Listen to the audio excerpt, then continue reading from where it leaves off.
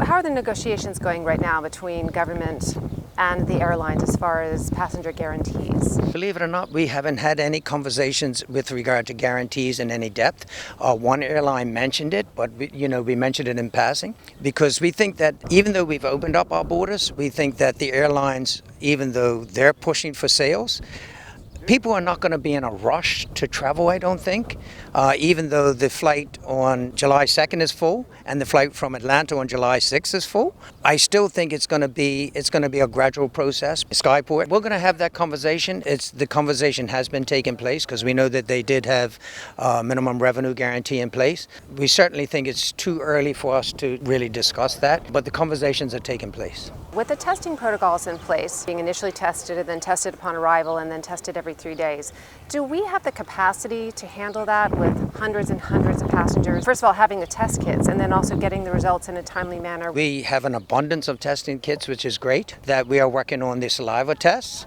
And we're hoping to have an announcement within the next 7, 8, 9, 10 days on that. And if we get that approved, that will give us even more testing capabilities. So the testing, I think we do. We do have the testing capabilities. We've had, as you can imagine, hours and hours and hours of consultation across the stakeholder groups in the country, including the health officials. I mean, it's been constant every day. That's all we do. So we are preparing for, obviously, we hope for the best, but prepare for the worst. We think that we've got some plans in place that if we were to have a spike in positive results, we can deal with it.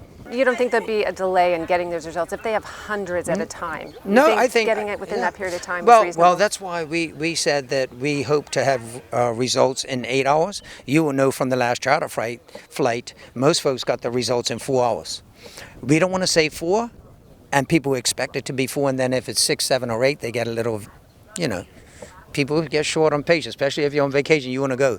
So what we've told everyone is that within 8 hours we can do that.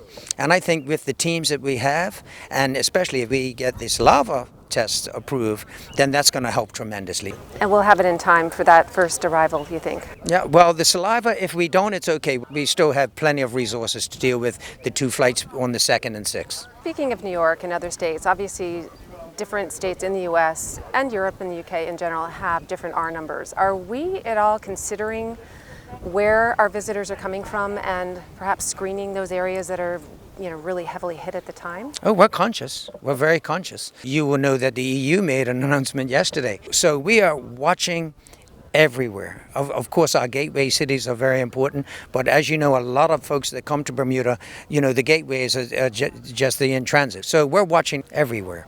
We'll make decisions going forward as we see fit. And you're encouraged that the majority of airlines will come back on board. I saw that the Miami flight on American's kind of a little bit last at the gate here. Mm-hmm. They are, but I also, one of the first reports was that America wouldn't return until late in the year. Now they've moved that up a month or 2.